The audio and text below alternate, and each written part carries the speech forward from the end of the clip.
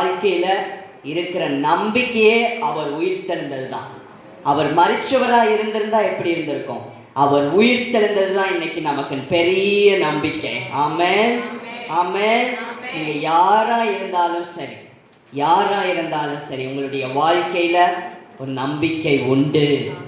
உங்களுடைய வியாதி இருந்தாலும் சரி, கஷ்டங்கள் இருந்தாலும் சரி, எல்லாவற்றிலும் தோற்று போய் இன்னைக்கு நீங்க உட்கார்ந்திருந்தாலும் சரி, எவ்வளோ வேதனையோடு வந்திருந்தாலும் சரி, உங்களுக்கு ஒரு நம்பிக்கை உண்டு. இயேசு உயிர்த்தெழுந்ததுனால. எத்தனை பேர் விசுவாசிக்கிறீங்க? ஆமென் சொல்லுங்க. ஆமென், ஆமென். இன்றைக்கு நீங்க பெற்றுக்கொள்ளுகிற நாள், சுதந்திரிக்கிற நாள். சொல்லுங்க, இன்றைக்கு நான் சுதந்திரிக்கிற நாள். பக்கத்துல பார்த்து சொல்லுங்க, இன்றைக்கு நான் சுதந்திரிக்க போறேன். சுகத்தை சுதந்திரிப்பேன், விடுதலையை சுதந்திரிப்பேன், ஆசீர்வாதத்தை சுதந்திரிப்பேன். ஆண்டவர் உங்களுக்காக பெற்று தந்த எல்லாவற்றையும் இன்றைக்கு நீங்க சுதந்திரிக்க போறீங்க. யோவான் 20ஆம் அதிகாரம் 1ஆம் வசனத்தை வாசிக்க கேட்போம். யோவான் 20:1. வாரத்தின் முதல் நாள் காலையில் அதிக இருட்டோடே மகதலேனா மரியாள் கல்லறையின் இடத்திற்கு வந்து கல்லறையை அடைத்திருந்த கல் எடுத்து போட்டிருக்க கண்டாள். இந்த நாள்ல நம்முடைய செய்திக்கென்று ஆண்டவர் கொடுத்த வார்த்தை உயிர்ப்பிக்கப்பட்டீர்கள் என்று சொன்னார். ஹல்லேலூயா. உங்கள் ஒவ்வொருவரை ஆண்டவர் உயிர்ப்பித்திருக்கிறார். நீங்கள் உயிர்ப்பிக்கப்பட்டவர்கள். ஆண்டவர் உங்களை உயிர்ப்பித்ததுனால எப்படி நம்மளை உயிர்ப்பிச்சிருக்கிறார். அதனால ஆண்டவர் நமக்கு கொடுக்கிற 3 ஆசீர்வாதங்களை இந்த நாளில் நம்ம தியானிக்க போகிறோம். இயேசு சுவாமி மரித்த போது சிலுவையிலிருந்து இறக்கி கல்லறையில வைத்தாங்க. நம்ம இப்போ கேட்டது போல ஐயா நமக்கு அழகா எக்ஸ்பிளைன் பண்ணி அதை விளக்கி சொன்னாங்க. எப்படி ஒரு கல்லறை இருக்கும், யூதர்களுடைய கல்லறை, ஒரு பெரிய ஒரு கற்பாறை குடைந்து உள்ள சரீரத்தை வைக்கிறாங்க. அதை மூடுவதற்கு ஒரு பெரிய கல், அந்த கல் கிட்டத்தட்ட 1 முதல் 2 டன்னுக்கு மேலே இருக்குமா. அப்போ அவ்வளோ பெரிய கல்லை வைத்து மூடி வைக்கிறாங்க. ஏன்னா அந்த உள்ள வைத்திருக்கிற சரீரத்தை எந்த மிருகங்கள் போய் எடுத்து விடக்கூடாது, யாரும் திருடி விடக்கூடாது என்பதற்காக, துர்நாற்றம் வெளியே வரக்கூடாது என்பதற்காக பெரிய கல் வைத்து மூடி வச்சிடறாங்க. அப்போ இந்த இடத்துல யோவான் 20:1 பார்க்குறோம், அந்த கல் புரட்டப்பட்டிருக்கிறது. மத்தேயு 28:1-2 மத்தேயு இன்னும் அழகா தெளிவாய் விளக்கி எழுதுகிறார். ஒரு பூமி அதிர்ச்சி வந்தது போலவும் அதற்கப்புறம் தேவதூதன் இறங்கி வந்து கல்லை புரட்டி போடுகிறார் என்று மத்தேயு எழுதி வைத்திருக்கிறார். அப்போ இதை யார் பார்த்தது அப்படின்னு பார்க்கும் பொழுது யோவான் 20:1 யோவான் எழுதி வைக்கிறாரு, மகதலேனா மரியாள் இதை பார்க்கிறாங்க. இன்னும் ஒரு சிலர் ஸ்திரீகள் பார்த்தார்கள் என்று மார்க்கு, லூக்கா எழுதி வைத்திருக்கிறார்கள். அந்த ஸ்திரீகள் யாருன்னா யாக்கோபின் தாயாகிய மரியாள், சலோமே, இப்படிப்பட்ட இன்னும் லூக்கா 23:49 பார்த்தோம்னா கலிலேயாவிலிருந்து வந்த ஸ்திரீகளும் பார்க்கிறாங்க.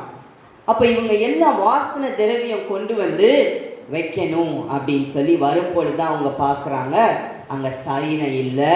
பின்பதாக அவர்கள் அறிந்து கொள்றாங்க, ஏசப்பா சொன்னபடியே அவர் உயிர்த்தெழுந்து விட்டார் என்று. எப்படி ஏசப்பா உயிர்த்தெழுந்தார் என்று வேதத்தில் பார்க்கும் பொழுது திருத்துவமும் இதுல இருக்கிறது. கலாத்தியர் 1:1 பார்க்கிறோம், இயேசுவை மரித்தோரிலிருந்து எழுப்பின பிதா என்று பார்க்கிறோம். பிதா மரித்தோரிலிருந்து எழுப்பினார். கலாத்தியர் 1:1. யோவான் 2:19 வாசிக்கிறோம், இயேசு சுவாமி சொல்றார், தன்னைத்தானே உயிர்த்தெழ செய்வார் என்று சொல்லி இயேசு சுவாமி சொல்லுகிறார். ரோமர் 1:4, ரோமர் 8:11 இந்த வசனங்கள்ல பார்க்கும் பொழுது ஆவியானவரால இயேசு சுவாமி உயிர்ப்பிக்கப்படுகிறார் என்று. அப்போ திருத்துவமும் இயேசு சுவாமி உயிர்த்தெழுவதில் இருக்கிறது என்று வேதம் நமக்கு அழகாய் சொல்லுகிறது. ரோமர் 8:11 நம்ம வாசிக்க. அன்றியும் இயேசுவை மரித்தோரிலிருந்து எழுப்பினவருடைய ஆவி உங்களில் வாசமாயிருந்தால் கிறிஸ்துவை மரித்தோரிலிருந்து எழுப்பினவர் உங்களில் வாசமாய் இருக்கிற தம்முடைய ஆவியினாலே சாவுக்கேதுவான உங்கள் சரீரங்களையும் உயிர்ப்பிப்பார். கிறிஸ்துவை மரித்தோரிலிருந்து எழுப்பினவருடைய ஆவி எங்கே இருக்கிறார்? நமக்குள் இருக்கிறார். சொல்லுங்க, கிறிஸ்துவை மரித்தோரிலிருந்து எழுப்பின ஆவி எனக்குள் இருக்கிறார். எவ்வளோ பெரிய பாக்கியம் பாருங்க. இயேசு சுவாமிய அவ்வளோ அடி இயேசுப்பா வாங்கினார். முள்முடி வச்சாங்க, அவ்வளோ காயங்கள் பட்டார். உடம்பே கிட்டத்தட்ட உருவழிஞ்சு போன அந்த சரீரத்தை இயேசு சுவாமிய உயிரோடு எழுப்பின அதே ஆவியானவர் நமக்குள்ள இருக்கிறார். ஹல்லேலூயா. பரிசுத்த ஆவியானவர் உங்களுக்குள் இருக்கிறார். வாசிங்க எபேசியர் 1:13. உங்கள் ரட்சிப்பின் விசேஷமாகிய சத்திய வசனத்தை கேட்டு விசுவாசிகள் ஆனபோது வாக்குத்தத்தம் பண்ணப்பட்ட பரிசுத்த ஆவியால் அவருக்குள் முத்திரை போடப்பட்டீர்கள். சுவிசேஷத்தை எத்தனை பேர் கேட்டீங்க? நீங்க சுவிசேஷத்தை கேட்டு ஏசப்பாவை விசுவாசிக்கும் பொழுது வாக்குத்தத்தம் பண்ணப்பட்ட பரிசுத்த ஆவியால முத்திரை போடப்பட்டிருக்கிறோம். இப்போ நமக்குள்ள பரிசுத்த ஆவியானவர் இருக்கிறார். ஆனா நிறைவா வாஞ்சிக்கணும். எபேசியர் 5:15-20 நீங்க அப்புறம் வாசிச்சு பாருங்க. ஆவியில நிறைந்திருப்பதை பற்றி வாசிக்கிறோம். அப்போ பரிசுத்த ஆவியானவர் நமக்குள்ள இருக்கிறார். அந்த பரிசுத்த ஆவியானவரிடத்திலிருந்து வர அபிஷேகத்தை நம்ம என்ன செய்யணும்?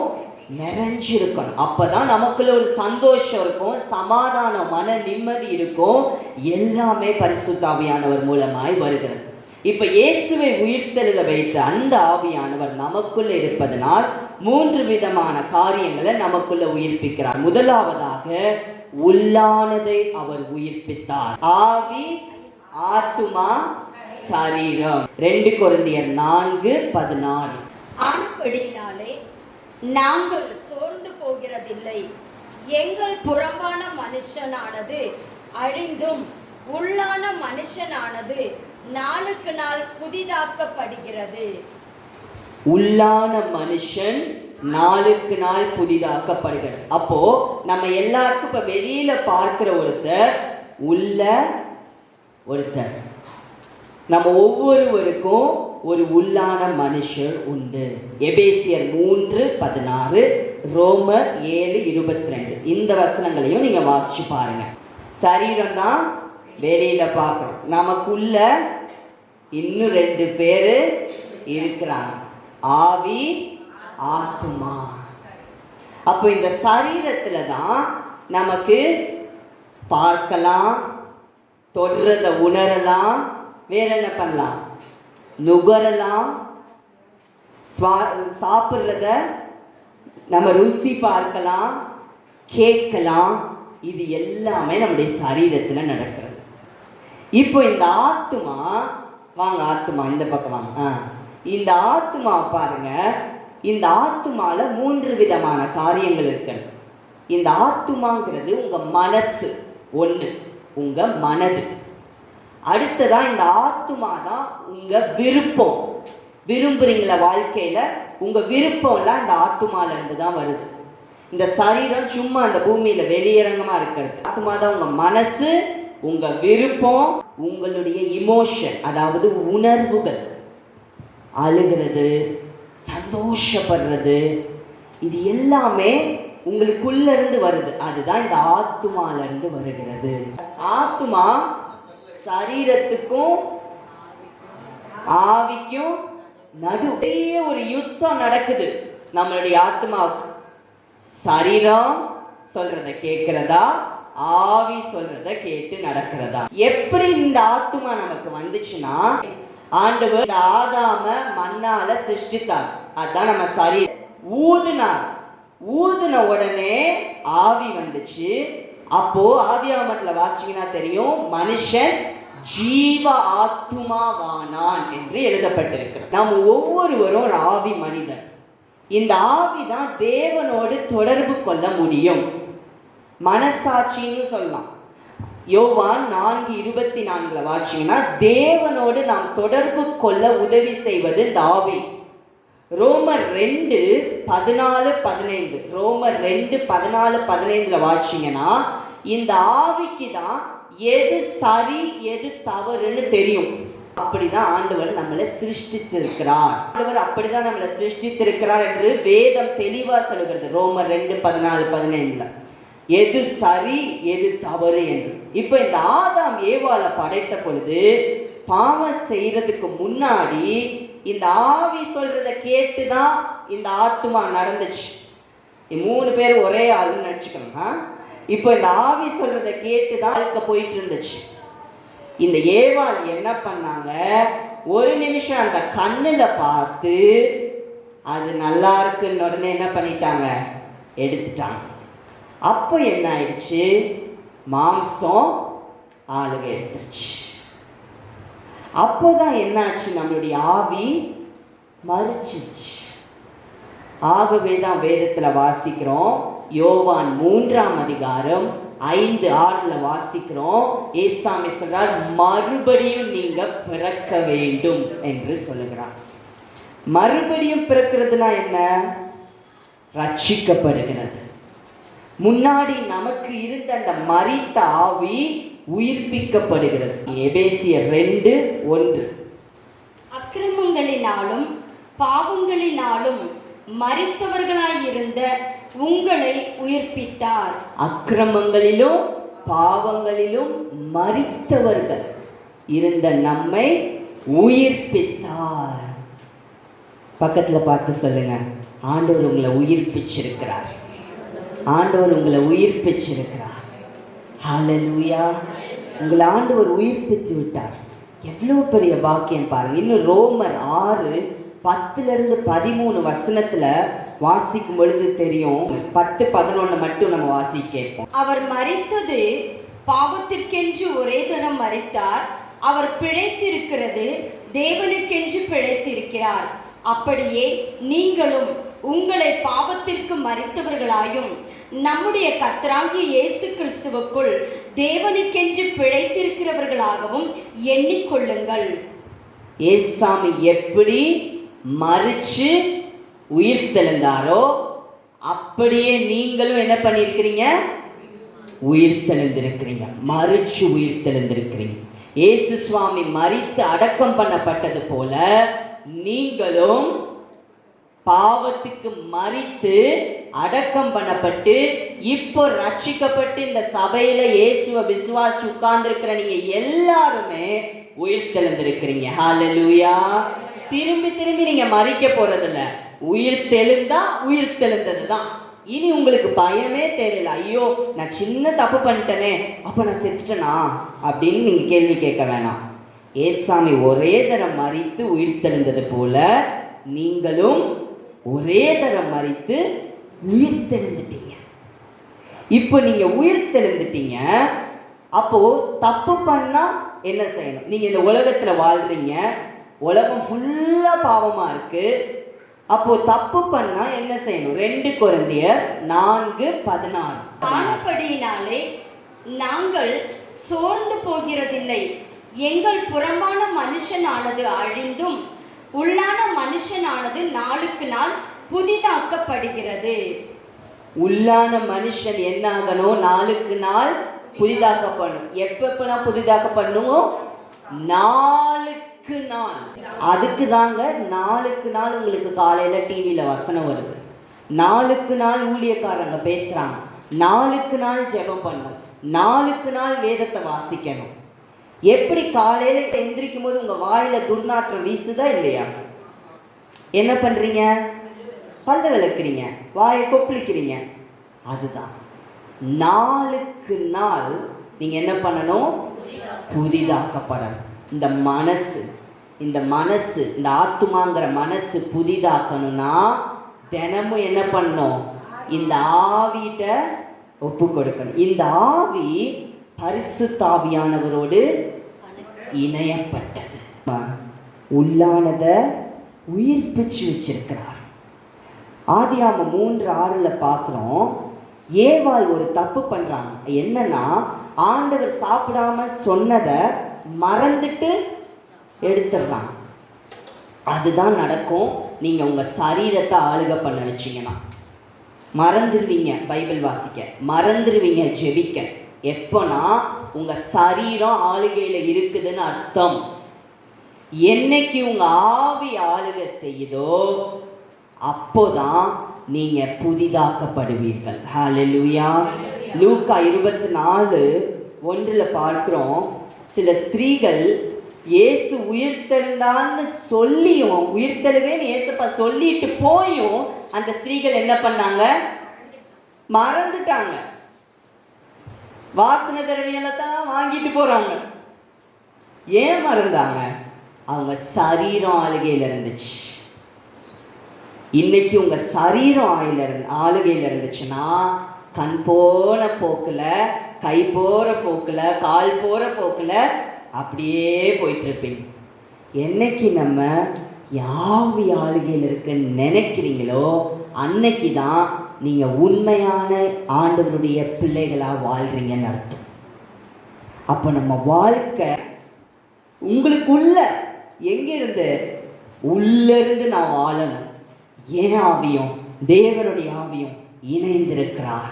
சொல்லுங்க, என் ஆவியும் தேவனுடைய ஆவியும் இணைந்திருக்கிறார். சொல்லுங்க, என்னுடைய ஆவியை இயேசுவை உயிர்ப்பித்தது போல தேவன் உயிர்ப்பித்திருக்கிறார்.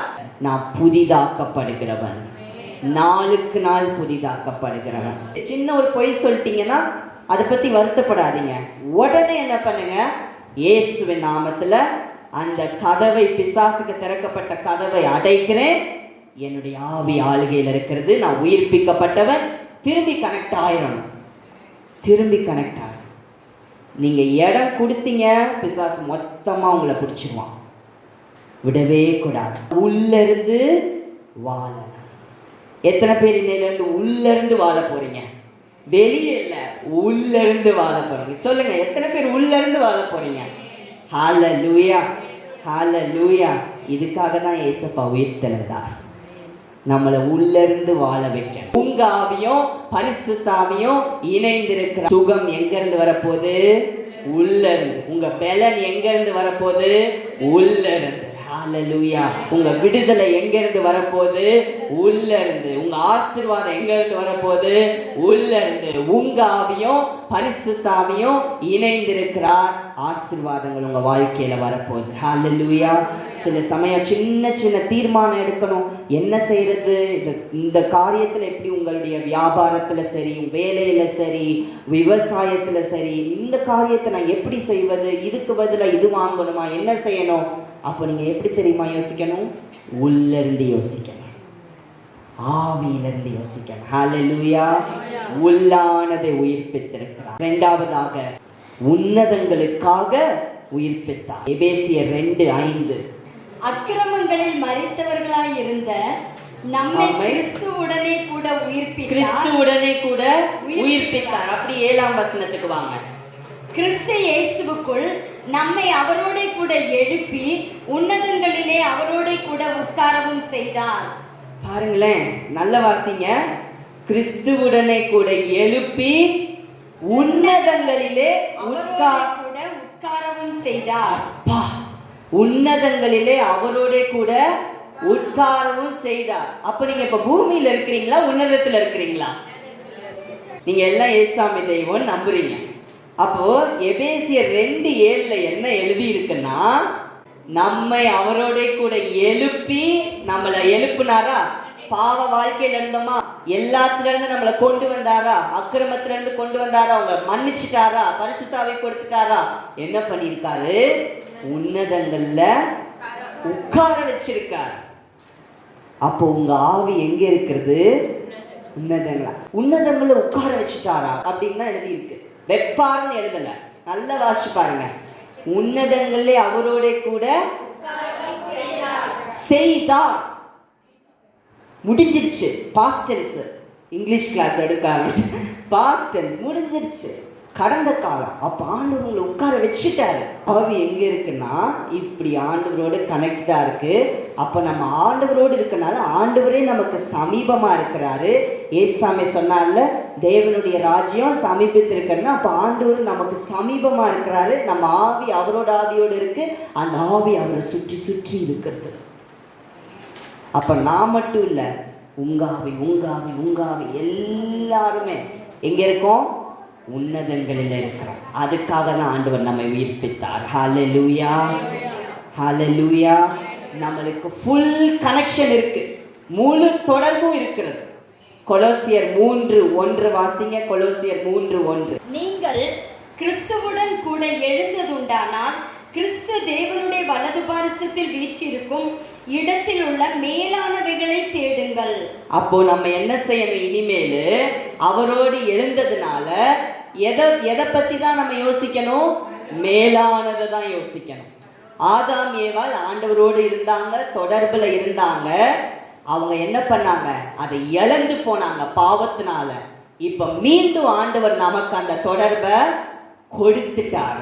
இப்ப சொல்லுங்க, நான் உயிர்த்தெழுந்து உன்னதங்களிலே கிறிஸ்துவுடன் உட்கார்ந்திருக்கிறேன். ஹல்லேலூயா.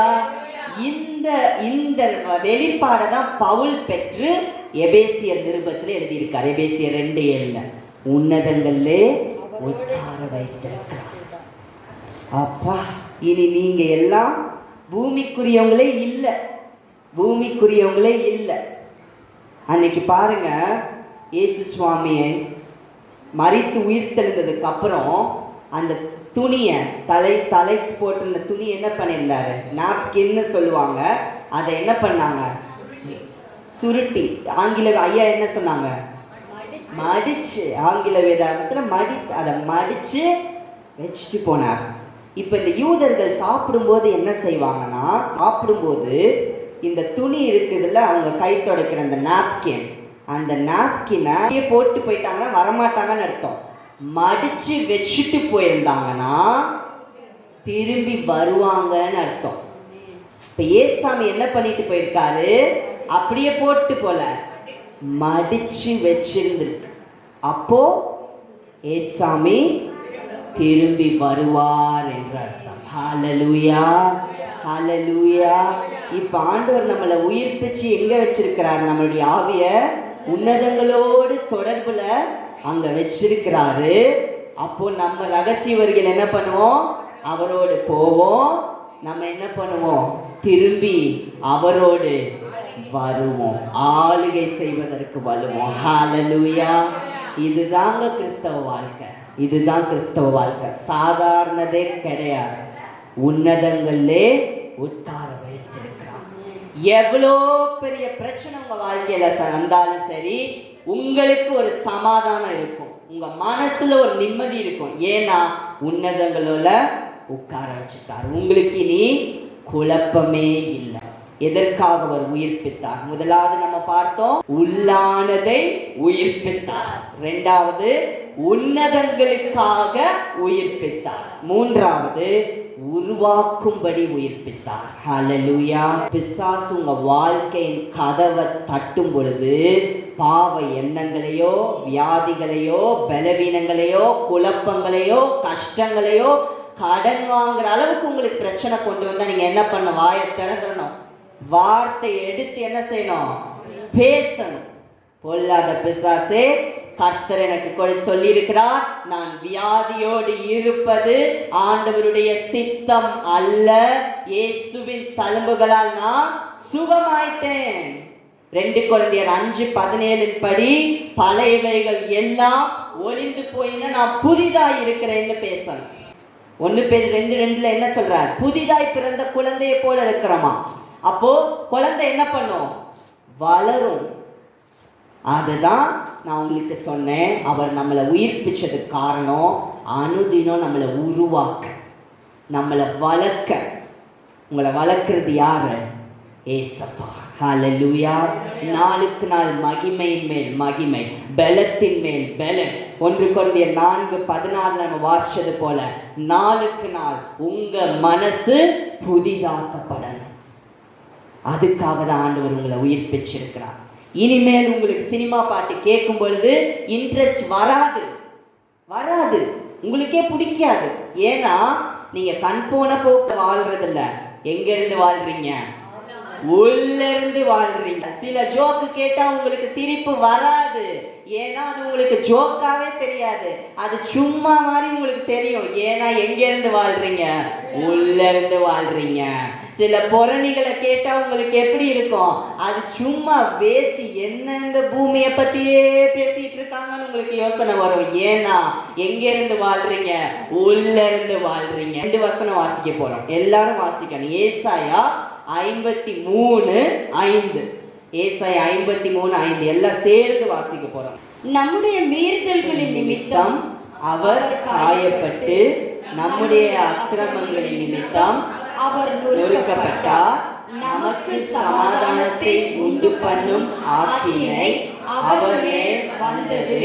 அவருடைய தழும்புகளால் குணமாகிறோம். அவருடைய தழும்புகளால் குணமாகிறோம். நல்லா ஞாபகம் வச்சுக்கோங்க, சரிங்களா? இப்ப அப்படியே புதிய ஏற்பாட்டுக்கு வாங்க. 1 பேதுரு 2:24. 1 பேதுரு 2:24. நாம் பாவங்களுக்கு செத்து நீதிக்கு பிழைத்திருக்கும்படிக்கு அவர் தாமே தமது சரீரத்திலே, நல்ல கவனிங்க, நம்முடைய பாவங்களை சிலுவையின் மேல் சுமந்தார். அவருடைய தழும்புகளால் குணமானீர்கள். ஏசாயால என்ன வாசிச்சோம்? குணமாகிறோம். அப்ப புதிய ஏற்பாட்டுல என்ன வந்துருச்சு? அப்போ நீங்க குணமாயிட்டீங்களா? ஹல்லேலூயா. அதுக்காக தான் இயேசு மரித்து உயிர்த்தெழுந்தார். சொல்லுங்க, எனக்காக தான் இயேசு மரித்து உயிர்த்தெழுந்தார். நான் அவருடைய தழும்புகளால் குணமாகிறோன்னு இல்ல, குணமாயிட்டேன். சொல்லுங்க, குணமாயிட்டேன். அப்புறம் ஏன் இன்னும் உங்க சரீரத்துல வியாதி இருக்குன்னா யோசிச்சுட்டு இருக்கீங்க. சரீரத்துக்கு இடத்தை கொடுத்துட்டீங்க, மாம்சப்படி யோசிக்கிறீங்க. நீங்க என்ன பண்ணணும்? ஆவியிலிருந்து பேச ஆரம்பிக்கணும். ஹல்லேலூயா, ஹல்லேலூயா. வியாதி வரதான் செய்யும், ஆனா நீங்க என்ன சொல்லணும்? பேசி துரத்திடணும். பிசாசு வந்து கதவை தட்டதான் செய்வான், நீங்க பேசி துரத்தணும். ஹல்லேலூயா. என்ன சொல்லுங்க? இது தேவனுடைய ஆலயம். இனிமேல் உங்களுடைய உணர்வுல வாழ்க்கையை நடத்த போறதில்ல, ஆண்டவர் மேல இருக்க நம்பிக்கையில உள்ளான மனுஷன் நாளுக்கு நாள் புதிதாக்கப்பட. எதுவரைக்கும் இந்த போராட்டம்னா, நம்மளை ஆண்டவர் மறுரூபமாக்கப்பட்ட சரீரத்தை கொடுத்து புதிய எருசலேம் கொண்டு போற வரைக்கும். ரோமர் 8:11 அதை தான் வாசிக்கிறோம். உங்கள் சரீரத்தையும் உயிர்ப்பிப்பார். இப்ப இதுவரைக்கும் நம்ம ஆவியெல்லாம் உயிர்ப்பிச்சுட்டாரு, சரீரத்தை மட்டும் என்ன சொல்லி எழுதி இருக்கிறாரு? உயிர்ப்பிப்பார். அப்பனா இனிமேலதான் அது நடக்க போகுது. எப்ப நடக்கும்? சாவுக்கு எதுவா நம்ம சரீரத்தை எப்போ உயிர்ப்பிப்பார்? பரலோகத்துக்கு போகும்போது மறுரூபமாக்கப்பட்ட சரீரத்தை கொடுப்பார். நம்ம குட் ஃப்ரைடே அன்னைக்கு, புனித வெள்ளி அன்னைக்கு தியானிச்சோல்ல, நம்ம பரலோகத்துல போய் சும்மா ஆவி மாதிரி நடமாட போறதில்ல, நம்மளுக்கு ஒரு மறுரூபமாக்கப்பட்ட சரீரத்தை கொடுக்கிறார். ஹல்லேலூயா. ஆண்டவர் ஒவ்வொருவரையும் உயிர்ப்பித்திருக்கிறார். இதை நினைச்சுட்டே தான் இனி நீங்க வாழ போறீங்க. சொல்லுங்க, நான் உயிர்ப்பிக்கப்பட்டிருக்கிறேன். பொல்லாத பிசாசே, இனி என்னுடைய வாழ்க்கையில வியாதியை கொண்டு வர உனக்கு அதிகாரம் இல்லை. நான் உயிர்ப்பிக்கப்பட்டிருக்கிறேன். இனி என்னுடைய வாழ்க்கையில வலிக்கு இடம் இல்லை. நான் உயிர்ப்பிக்கப்பட்டிருக்கிறேன். இனி எனக்கு கெட்ட சொப்பனங்கள் இல்லை. நான் உயிர்ப்பிக்கப்பட்டிருக்கிறேன். என்னுடைய வாழ்க்கையில கடன் பிரச்சனைகள் இல்லை. நான் உயிர்ப்பிக்கப்பட்டிருக்கிறேன். உன்னதங்களில் உள்ள ஆவிக்குரிய சகல ஆசீர்வாதங்களால ஆண்டவர் என்னை ஆசீர்வதித்திருக்கிறார். ஆண்டவர் என்னை ஆசீர்வதித்திருக்கிறார். சொல்லுங்க, ஏற்கனவே என்னை ஆசீர்வதிச்சுட்டாரு, அதை சுதந்திரித்துக் கொள்கிறேன். இன்று நான் சுதந்திரிக்கும் நாள், இன்று நான் சுதந்திரிக்கும் நாள். சொல்லுங்க சொல்லுங்க சொல்லுங்க சொல்லுங்க. சுகம் என்பது என்னுடைய பிறப்பு பிறப்புரிமை. சுகம் என்பது பிறப்புரிமை. ஆண்டவர் என்னை மறுபடியும் பிறக்க வைத்திருக்கிறார். ஆண்டவர் என்னை மறுபடியும் பிறக்க வைத்திருக்கிறார். முதலாவது நீங்க தாயினுடைய வயிற்றிலிருந்து பிறந்தீங்க. ஆனா மறுபடியும் பிறக்கும் பொழுது ஆண்டவர் உங்களை தேவனால் பிறக்க வைத்திருக்கிறார். தேவனால் பிறக்க வைத்திருக்கிறார். தேவனால் பிறந்த இந்த சரீரத்துல இனி வியாதிக்கு இடம் இல்லை, இனி பலவீனத்துக்கு இடம் இல்லை, இனி சோர்வுக்கு இடம் இல்லை. நான் உயிர்ப்பிக்கப்பட்டவன், நான் உயிர்ப்பிக்கப்பட்டவன், நான் உயிர்ப்பிக்கப்பட்டவன், நான் உயிர்ப்பிக்கப்பட்டவன், நான் உயிர்ப்பிக்கப்பட்டவன், நான் உயிர்ப்பிக்கப்பட்டவன். இயேசுவின் நாமத்தினால, இயேசுவின் நாமத்தினால உள்ளான மனுஷனில் இருந்து அந்த பலன் ஒவ்வொருவரையும் நிரப்புவதாக, ஒவ்வொருவரையும் நிரப்புவதாக. பெற்றுக்கொள்ளுங்க, பெற்றுக்கொள்ளுங்க, பெற்றுக்கொள்ளுங்க. உள்ள இருந்து, உங்களுக்குள்ள இருந்து பரிசுத்த ஆவியானவர், ஜீவ நதியாகிய பரிசுத்த ஆவியானவர் பொங்கி எழுப்புகிறார், பொங்கி எழுப்புகிறார். பரிசுத்த ஆவியானுடைய அபிஷேகம், அபிஷேகம், அபிஷேகம். இயேசுவின் நாமத்தினால எல்லா பொல்லாத பிசாசின் கிரியைகள் வெளியேறி இயேசுவின் நாமத்தினால், வெளியேறி இயேசுவின் நாமத்தினால். முதுகில் இருக்கிற வலிகள் இயேசுவின் நாமத்தில் வெளியே போ. சொல்லுங்க, வெளியே போ, வெளியே போ, வெளியே போ. நான் வியாதியோடு இருப்பது, சொல்லுங்க, நான் வியாதியோடு இருப்பது தேவ சித்தம் அல்ல, தேவ சித்தம் அல்ல, தேவ சித்தம் அல்ல. நான் சுகமாயிருக்கிறேன், நான் சுகமாயிருக்கிறேன், நான் சுகமாயிருக்கிறேன், நான் ஆசீர்வாதமாயிருக்கிறேன், நான் விடுதலையோடு இருக்கிறேன், உன்னதங்களிலே இருக்கிறேன். இனி எனக்கு கெட்ட எண்ணங்கள் இல்ல, பாவ எண்ணங்கள் இல்ல, அடிமைத்தனங்கள் இல்ல, இல்ல, சொல்லுங்க, இல்ல, அடிமைத்தனங்கள் இல்ல. இனி நான் ஆவியின்படி நடப்பேன். சொல்லுங்க, ஆவியின்படி நடப்பேன், ஆவியின்படி நடப்பேன், ஆவியின்படி நடப்பேன். நான் உயிர்ப்பிக்கப்பட்டிருக்கிறேன், உயிர்ப்பிக்கப்பட்டிருக்கிறேன். ஹல்லேலூயா, ஹல்லேலூயா. அவருடைய தழும்புகளால் குணமானேன், அவருடைய தழும்புகளால் குணமானேன். இயேசுவின் நாமத்தினால இன்னும் நீங்க விசுவாசத்தை இன்னும் அதிகரிக்கணும். இன்னும் இன்னும் இன்னும் இன்னும் போதாதுன்னு ஆண்டவர் சொல்றார், போதாதுன்னு சொல்றார். உங்களுக்குள்ள இன்னும் அந்த நம்பிக்கையின்மை இருக்குது, போதாதுன்னு சொல்றார், போதாதுன்னு சொல்றார். சொல்லுங்க, ஆண்டவரே என்ன மன்னிங்கப்பா, என்ன மன்னிங்கப்பா, என்ன மன்னிங்க. இன்னும் நான் நம்பிக்கை இல்லாம இருந்துட்டனே, என்ன மன்னிங்க. உங்க வேதத்தை அறியாம இருந்துட்டனே, மன்னிங்கப்பா, என்ன மன்னிங்கப்பா. சொல்லுங்க, சொல்லுங்க, என்ன மன்னிங்கப்பா, மன்னிங்கப்பா. சிலர் உங்க வியாதியை பத்தி பெருசா உங்களிடத்துல சொல்லி இருக்கலாம். அந்த வார்த்தைகள் உங்க மனசுல ஆழமா பதிஞ்சிருக்குது. அதை இப்ப வெளியேற்றுங்க இயேசுவின் நாமத்தினால. என் வியாதி உங்க பார்வையில ஒண்ணுமே இல்லப்பா, ஒண்ணுமே இல்ல. இயேசுவின் நாமத்தினால அந்த காரியங்கள் வெளியே போ, வெளியே போ, வெளியே போ. தேவையில்லாமல் எனக்குள் பேசப்பட்ட வார்த்தைகள் இப்பொழுது வெளியேறுவதாக, வெளியேறுவதாக. சொல்லுங்க, வாயை திறந்து உங்க அறிக்கை தான், உங்க அறிக்கை தான். வாயை திறந்து சொல்லுங்க, வெளியே போ, வெளியே போ, வெளியே போ. என் வாழ்க்கையில நீ உருப்படவே மாட்டேன்னு யாரோ உங்களுக்கு பேசி இருக்கலாம். அந்த வார்த்தைகள் இனி இல்ல, அந்த வார்த்தைகளுக்கு அதிகாரம் இல்ல. சொல்லுங்க, இயேசுவின் நாமத்துல வெளியே போ, வெளியே போ. நான் ஆசீர்வாதமா இருப்பேன். சொல்லுங்க, நான் ஆசீர்வாதமா இருப்பேன். ஆபிரகாமின் ஆசீர்வாதம் என் மீதும் சந்ததியின் மேலும் உண்டு, உண்டு. சொல்லுங்க, உண்டு. ஹல்லேலூயா, ஹல்லேலூயா. பலத்தின் மேல் பலன் அடைவேன். அவருடைய பலன் எனக்கு போதும். சொல்லுங்க, அவருடைய பலன் எனக்கு போதும். வலி வேதனையோடு வந்தவங்க இப்ப சோதிச்சு பாருங்க. நீங்க பேசின வார்த்தைகள், ஆண்டவருடைய வார்த்தைகள் இப்பொழுது சுகமாக்குகிறது, இப்பொழுது சுகமாக்குகிறது. நீங்க இப்போ நடக்க வேண்டிய நேரம், இப்பொழுது நீங்க எழுந்திருக்கிற ஆண்டவரை மகிமைப்படுத்துகிற நேரம். இப்பொழுது சொல்லுங்க, பாருங்க, பாருங்க, கண்களை நல்லா திறந்து பாருங்க. கர்த்தர் உங்களை சுகத்தை கொடுக்கிறார் இயேசுவின் நாமத்தினால, இயேசுவின் நாமத்தினால. உள்ளான மனுஷன் நாளுக்கு நாள் புதிதாகும்படியாக தேவனுடைய வல்லமை இறங்குறதுக்காய் ஸ்தோத்திரம். ஓ, நன்றி, நன்றி, நன்றி, நன்றி. நீங்க இப்ப ஏதாவது செய்ய அசைத்து பாருங்க, அசைத்து பாருங்க. சொல்லுங்க, சொல்லுங்க, வாதியோடு இருப்பது தேவ சித்தம் இல்லை, தேவ சித்தம் இல்லை, தேவ சித்தம் இல்லை. நான் சுகமாயிட்டேன், சுகமாயிட்டேன், சுகமாயிட்டேன். உயிர்ப்பிக்கப்பட்டிருக்கிறேன், உயிர்ப்பிக்கப்பட்டிருக்கிறேன். என்னுடைய பலன் இனி உள்ளிருந்து நான் எடுத்து வாழ போறேன், உள்ளிருந்து பலனை எடுத்து வாழ போறேன். சொல்லுங்க, உள்ளிருந்து, உள்ளிருந்து, உள்ளிருந்து நான் உயிர்ப்பிக்கப்பட்டிருக்கிறேன், நான் உயிர்ப்பிக்கப்பட்டிருக்கிறேன்.